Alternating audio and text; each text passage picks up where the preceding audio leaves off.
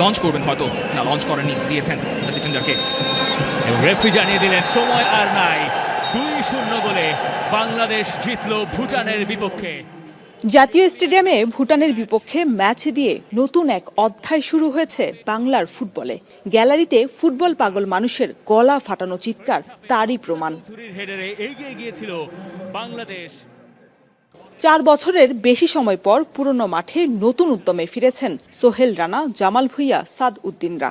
বেতাল ফুটবলে তাল ফেরানো বাংলাদেশি বংশোদ্ভূত তারকা ফুটবলার হামজার সঙ্গে ভুটানের বিপক্ষে গোল করেছেন সোহেল রানাও। তবে গোল করেও তৃপ্ত নন এই মিডফিল্ডার। মনে করি আমার গোলের থেকে ইম্পর্টেন্ট হচ্ছে বাংলাদেশ টিম। সো আমি মনে করি আমি টিমের জন্য কিছু করতে পেরেছি, এটা আমার কাছে খুব ভালো লাগছে।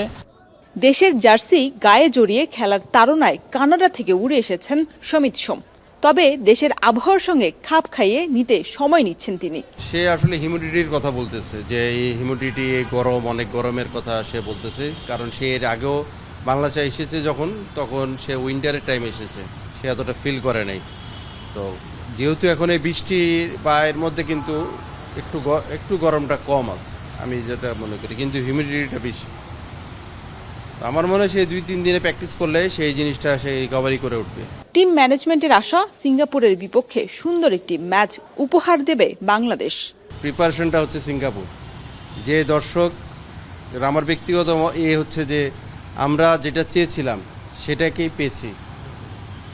খেলতে যাওয়া এত দর্শকের সামনে প্রথম দিন হামজার একটা গোল, সেই গোলটাও পেয়েছি। তো আমি মনে করি এটাকে ধরে রেখে এই দর্শকদের এই উদ্দীপনাকে সাথে নিয়ে চলতে হলে আমাদের ভালো রেজাল্টের কোনো বিকল্প নাই।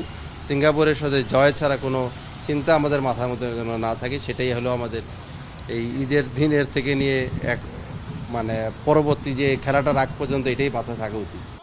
সিঙ্গাপুরের বিপক্ষে গুরুত্বপূর্ণ ম্যাচটির কারণে ঈদ আনন্দ টিম হোটেলেই ভাগাভাগি করতে হবে হামজা, সাদ, মোরসালিনদেরকে।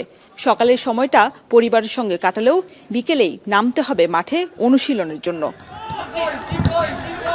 শরীফ রওশন, এখন, ঢাকা। সানবিট সব দিবে সামাল। সানবিট ম্যাজিক প্রেস ডিশওয়াশিং এর মাথা ঘোরানো সলিউশন।